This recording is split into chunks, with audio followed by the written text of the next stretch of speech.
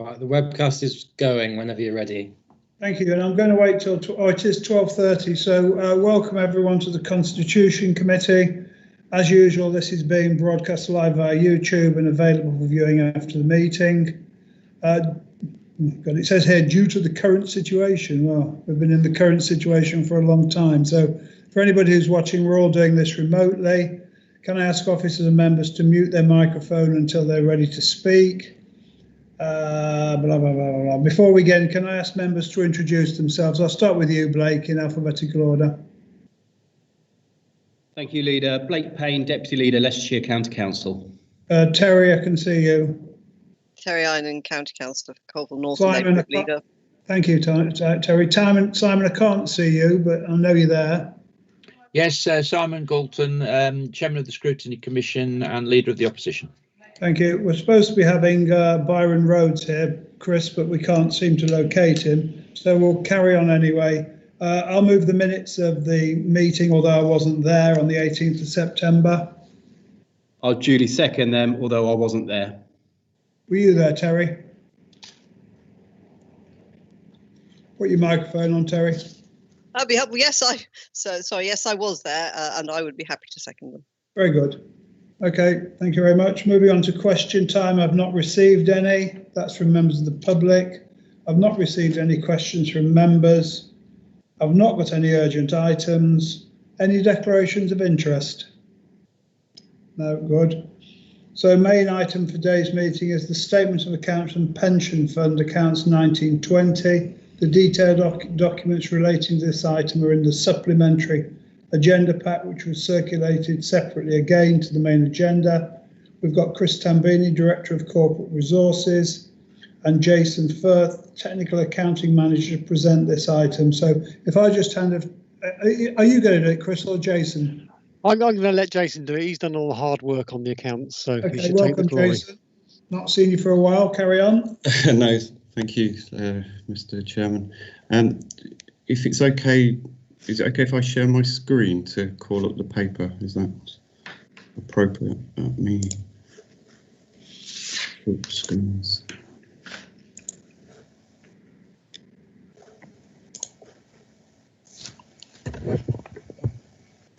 Okay, hopefully you can see that.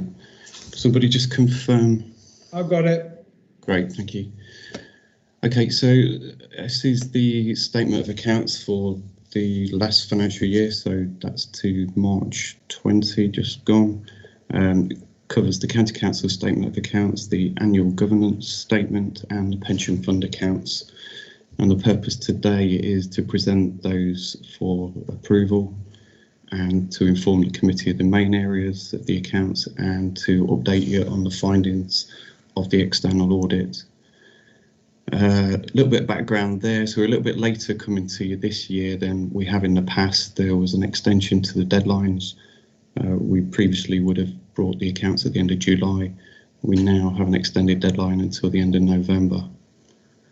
A copy of the auditor's report is attached at Appendix B, and there were letters of representation that the Director of Corporate Resources has signed and the Chairman of the Corporate Governance Committee following the meeting on Wednesday have signed their copies in Appendix C and D. Corporate Governance Committee also considered the auditor's report. The auditor presented that report on Wednesday, and I understand that everything was okay, and work is still ongoing with the audit. It is almost complete, but they have until the end of November statutorily, and we still get some very last-minute questions from the director. He's reviewing some of the working papers. But as it stands, it is virtually complete, and they anticipate issuing an unqualified opinion. So that's a really good result. Obviously, a lot of challenges this year preparing accounts remotely, but it's gone fairly well. The accounts themselves, then, so the statement of accounts are comprised of these sections here. The narrative statements, your summary, kind of executive summary at the front. There's a MERS statement that gives you a summary of all the reserves that the authority has. That's split between usable and unusable reserves. Usable itself is two main reserves, the general fund, and that has increased during the year. And there are three a bit of a breakdown there as to why the general fund has increased. Predominantly, we put extra money into the general fund because we know we need to cover increased risks of the authority. One particular risk that we have is this deficit that we're carrying on the DSG grant, Dedicated Schools grant. So we're temporarily cash flowing it. That was a deficit of 4.1 million at the end of the financial year. So it's quite significant and forecast to grow. Earmarked reserves, they've fallen from the start of the year, so they've reduced by 12 million. The main reason is the capital financing reserve. We've got about 70 million from previous MTFSs that we've set aside to avoid borrowing, and we're gradually using that money now to fund the capital programme. We've had some slippage on the programme, so some of that's been delayed and been held in reserves, but that is now starting to come down. A little bit of a summary here of what that reserve is at the year end. That was 54 million. We had the first tranche of the government's cash flow funding for COVID at the end of the year that came in right at the end of March. We couldn't spend it, by then, so that was carried forward in a reserve. So there was a new reserve created for that, 20 million. And some other reserves, just the capital reserve, just to point that out, that again, it's gradually coming down, well, significantly coming down as we're applying its funded capital programme. The CIES is a bit akin to the profit and loss account of the private sector, but it's very complicated. It doesn't really have a place in local government accounts, I don't think. It's a very technical note and shows, just as an example, that we made a surplus for the year of 6.8 million for the year, compared with 5 the year before. Probably the main statement is the balance sheet, and that shows for the year we grew the balance sheet by 200 million to 448 million. Big part of that is a reduction in the pension fund liability, and that's because we had the triennial review, and as part of that some of the assumptions were changed. So one particular one relating to longevity, so that's the length of time we will have to pay liabilities out based on mortality of pensioners on the scheme. So that's in two parts. There's an estimate for current employees and there's an estimate for current pensioners, and both approximately reduced by 1 year was the assumption. So that's quite a big assumption change. The other was future pension increases and salary increases. So they're kind of linked to CPI. So they were all in the right way and helped reduce the pension liability. The other big increase on the balance sheet was land and buildings. So the property, the land and buildings that we own, they increased by 68 million, and most of that's, as I've put there, capital additions from the capital programme. Provisions are unchanged. Cash is unchanged, predominantly still quite high levels of cash. So this is short-term and long-term investments, predominantly made up of the reserves we talked about earlier, money that's waiting to be used. So it's just money sitting in your bank account. We're investing it until it's needed. So it's not spare money, it's just being invested until it's required. Paragraph 24, we talk about the capital borrowing, the historic borrowing requirement called the CFR, and that currently stands at 237 million.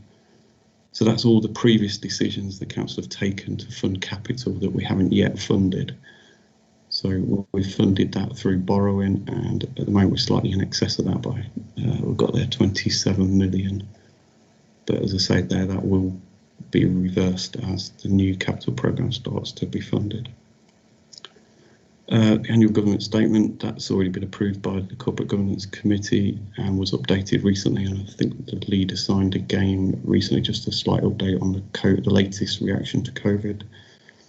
And the final part of this financial statements is the pension fund. And there was some good news at the last triennial review. The asset position improved from 76 to 89% of liabilities. So there's still a deficit, but a much better position on the fund. The fund as a whole stands at 4.2 billion, slightly down on the previous year, but a lot of that was in the last quarter due to investment returns and the impact of COVID. So that was on valuations. So then just section on the findings of the audit. So the audit's gone well. It has been going on for quite a while. It started in September, so it's been quite a lengthy audit. I think some of that's because of the remote working. But you know, the good news is the audit has gone well, and there are no major issues reported. There's no corrections to the accounts.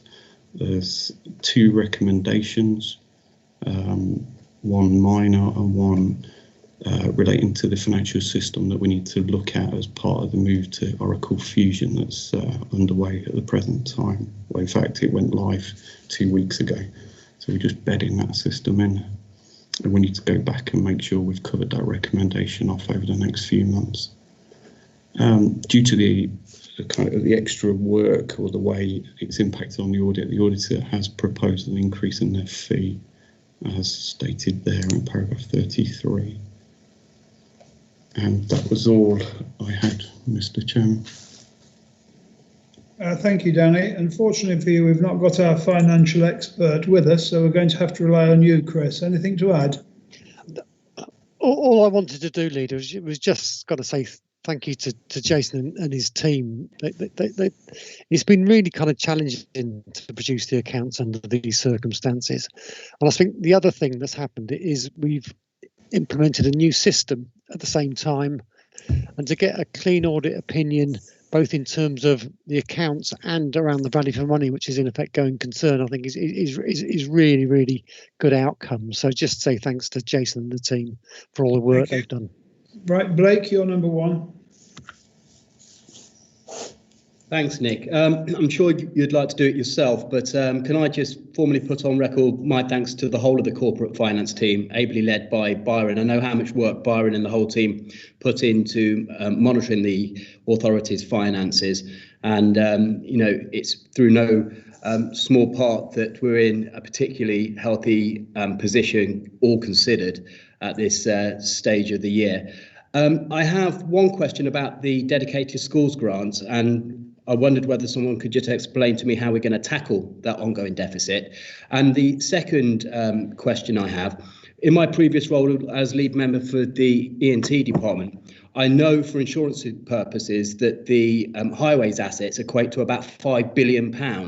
Now, the property balance sheet valuation of all of our property is about just over £1 billion, I think I saw just then. I was wondering, actually, who owns the highway assets, and do we recognise or take them into consideration in our own financial accounting? Shall I pick up the dedicated schools grant if Jason wants to pick up the highways assets, if that's okay? Yeah, go ahead. Yeah, so it is a real worry, the deficit that's building up in terms of SEN education. I think it could be approaching 20 million by the end of the current financial year. We're not on our own. In fact, we've just looking at finalising a survey of all county councils, and I think it's going to look like over £500 million of deficit built up nationally just for county councils. We've got a plan to kind of rectify it and try and contain it, but to be honest, it is going to require some extra funding, I think, at a national level, and also reform to the system at a national level, because I think the way this system is currently configured is just not affordable in terms of the current grant levels we receive. So it is a big worry. Jason? Yeah, I was just going to share screen again, if I may, and just show the balance sheet, just to show those numbers that we were just looking at. Sorry, get the right screen. Hopefully that's sharing. I think it was this, I think, Mr. Payne was referring to. So the infrastructure assets are held on the balance sheet at 407 million. So that's on a different valuation basis to the 5 billion. I'm aware of that figure. So the accounting standards requires us to account for them based on depreciated historic cost. So this is the cost of them. I mean, we depreciate the actual value over 40 years. And that compares then with the 5 billion, which is based on what's known as a current valuation cost. And that is a different method, but we're not allowed at the moment to recognise it on that basis. It's purely on what we cost us and depreciated. It was something they were trying to bring in a few years ago, but got deferred and then got scrapped. Was to bring it in on value, on current value. But as you can see, if you brought 5 billion in, it would dwarf the balance sheet, and yeah, it was quite a big change. It would be. Thank you for that answer, Jason. Just finally, so is it the case that Leicestershire County Council actually own the public highway infrastructure in Leicestershire, or is it owned by the government? Ultimately, it's on the government's balance sheet because we're a public authority, but I was wondering whether you could help me understand that. Yeah, no, the assets on Leicestershire roads do sit here on our balance sheet, so they're owned by the county council. I think it will be motorways and trunk roads that are part of the national network, but all other assets within the county do sit here and are valued within this figure here. Thank you very much, Jason. Very good. I can see Byron's joined us, but unfortunately for Byron, he's not next. I've got Simon next, and I'll let you finish off, Byron. Yeah, Simon? okay. Yeah, it was just a quick question. Very happy to support the accounts. Really, a comment really, that I don't think it's the right time for the auditors to be increasing their fees. We've all had to cope with having to work remotely and the additional difficulties and costs, if there are any, in doing that. And I would have expected them, to be honest, really just to take it on the chin this year and perhaps ask to increase it next year. It says they've requested it. I don't know whether we've got any choice in that. If we have, I would suggest we try and negotiate that down a bit. That was my only comment. Thank you. Thank you. Byron? I think the answer to that one is I believe is that the government, control the fees, but I'll be corrected on that if I'm wrong. My apologies for being late to the meeting. I got it scheduled this afternoon in my diary. Yeah, I had it scheduled at 11 o'clock to start with. Oh dear, I never had that. Right, okay. I mean, look, you've just gone through the accounts, and obviously I think you really realise an absolutely first-class set of accounts. Some of the other counties, I think, will give their eye teeth to have accounts as good as this. The assets that we've just been talking about, that 5 billion of highway assets, of course, is not realisable. So if you put them in at current valuation, a lot of people will think, well, we've got 5 million, we could go and sell half the highways or something like that, to do something else, but can't do things like that. I mean, the honest truth of the matter is that we have very little in the way of funds, which is actually free for us to use for projects that we'd like to undertake. As I no doubt Chris and Jason have explained before I joined the meeting. So, yeah, the accounts, I think, are an absolute first class, and I'm very pleased that Mr. Dalton can support them, and I hope everybody else can too. Thank you. Do we have any recommendations? I can't seem to see any. Are we just receiving it, Chris? I think you're approving it. Do you want me to just pick up that auditor fee kind of query? Yes, very good, Chris. Yeah, we will be negotiating and seeking to negotiate that down. To be fair to Corporate Governance Committee, they also gave the auditors a bit of a hard time on it as well. So they've had their card marked. So we will be looking to get that as low as possible. Okay, I'll formally move we approve the accounts. Shall I second them then? In that yes, case? You've been crawling all over them, haven't you? So yeah, absolutely. Okay. So are we all in favour? Yep. Thank you. And just place it on the record that we thank Jason for his good work, and see you next year, Jason. Yeah. Okay. Item 7, items which are urgent. We haven't got any. We do need to arrange another meeting of the committee in January 21, but officers will contact you as soon as possible regarding those dates. And with that's it then now. Thank you very much. Thank you. Bye-bye. Thank you.